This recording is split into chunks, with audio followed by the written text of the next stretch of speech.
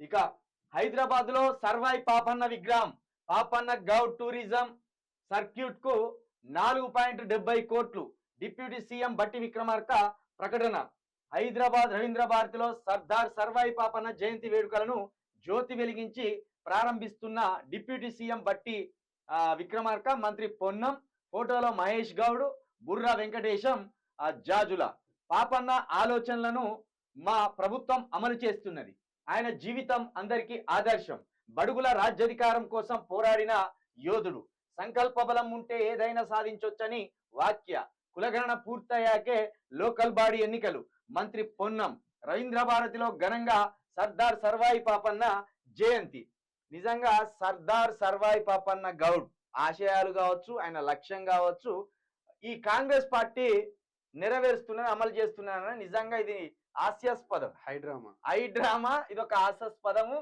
గౌడ్లను నట్టేట ముంచే ప్రయత్నం ఇది. ఇక్కడ మహేష్ కుమార్ గౌడ్ అన్న ఉన్నాడు కదా, మహేష్ కుమార్ గౌడ్ అన్న ఈ ప్రభుత్వంలో ఒక కీలుబొమ్మ, ఎమ్మెల్సీ అన్న కీలుబొమ్మ. సర్దార్ సర్వాయి పాపన్న గౌడ్ గారు కోరుకున్నది ఇలాంటి కీలుబొమ్మలను కాదు. సర్దార్ సర్వాయి పాపన్న గౌడ్ ఏం చేసిండు? జనగాము కేంద్రంగా ఢిల్లీ రాజులు ఎవరైతే ఉన్నారో వాళ్ళను కూడా ముప్పు తిప్పలు పెట్టి నీకు కప్పం కట్టను పో అన్నాడు ఏకంగా. నువ్వెవర్రా, నేను రాజుగా ఉన్నా, నిన్ను కొన్ని రాజ్యాలను కేంద్రంగా చేసుకొని ఇక్కడ నేను పాలిస్తున్నా, నీకెందుకు నేను శిస్తు కట్టాలి, నీకెందుకు కప్పం కట్టాలి, నీకెందుకు పన్ను కట్టాలని ఏకంగా ఢిల్లీ రాజులకు ఎదురు తిరిగిండు. ఢిల్లీ రాజులకు ఎదురు తిరిగి పైగా నేను స్వతంత్ర రాజునని ప్రకటించుకున్నాడు. స్వతంత్ర రాజునని ప్రకటించుకున్నాడు. ఆయనకంటూ స్వతహాగా 15-30 వేల సైన్యం ఉండే ఆ రోజుల్లోనే. చిన్న మాట. సర్దార్ సర్వాయి పాపన్న గౌడు ఆశయాలు నెరవేర్చడం అంటే ముందు కాంగ్రెస్ పార్టీని బహుజన నేతల చేతుల్లో పెట్టాలి. దానికి రేవంత్ రెడ్డి ముఖ్యమంత్రిగా ఉండి, లేకపోతే సోనియా గాంధీ దానికి అధ్యక్షురాలుగా ఉండి, రాహుల్ గాంధీ వైస్ ప్రెసిడెంట్ గా ఉంటే అవి ఆశయాలు అవుతాయా? ఇందులో మనం గమనించాల్సి ఏంటంటే గౌడుకు సంబంధించిన వాళ్ళు ఎంతమంది మంత్రులు ఉన్నారు? ఎంతమంది మంత్రులు ఉన్నాడు? ఒక్కడే ఉన్నాడు, పొన్నం ప్రభాకర్ గౌడ్ ఒక మంత్రి ఉన్నాడు. అది సర్దార్ సర్వాయి పాపన్న అదే కోరుకున్నాడా? అసలు సర్దార్ సర్వాయి పాపన్న గౌడ్ చరిత్రను ముందు పాఠ్యాంశంగా పెట్టండి.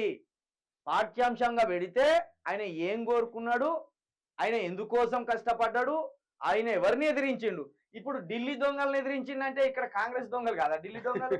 ఆ రోజు అంటే రాజులు ఉన్నారు. ఈ రోజు ఢిల్లీ దొంగలు ఎవరు? బీజేపీ, కాంగ్రెస్ ఢిల్లీ దొంగలు. మన రాష్ట్రం మీద ఇప్పుడు ఈ దొంగలే కదా కబ్జాలకు పెట్టేది, మన మీద పన్నులేసేది ఈ దొంగలే కదా.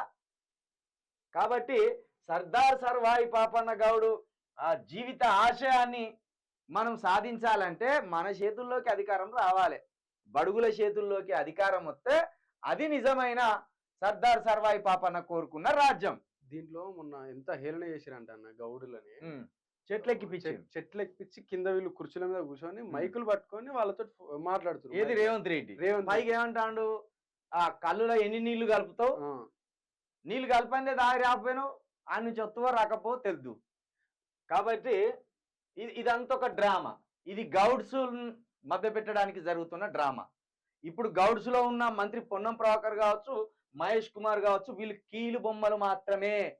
కాంగ్రెస్ పార్టీలో ఉన్న కీలు బొమ్మలు మాత్రమే. వీళ్ళ వల్ల గౌడ జాతికి కానీ బహుజన జాతికి కానీ ఇంచు మందం కూడా ఉపయోగం లేదు. కాబట్టి ఇది ఒక డ్రామా. మీకు నిజంగా సర్దార్ సర్వాయి పాపన్న గౌడ ఆశయాల మీద గనక మీకు చిత్తశుద్ధి ఉంటే ముందు గౌడుల నుంచి ఒక అధ్యక్షుని చేసి ఇంకో బహుజన నేతను ముఖ్యమంత్రి చేయాలి. అప్పుడు కాంగ్రెస్ పార్టీ బహుజన రాజ్య స్థాపన కోసం ఏర్పడ్డ పార్టీగా మేము కూడా భావిస్తాం.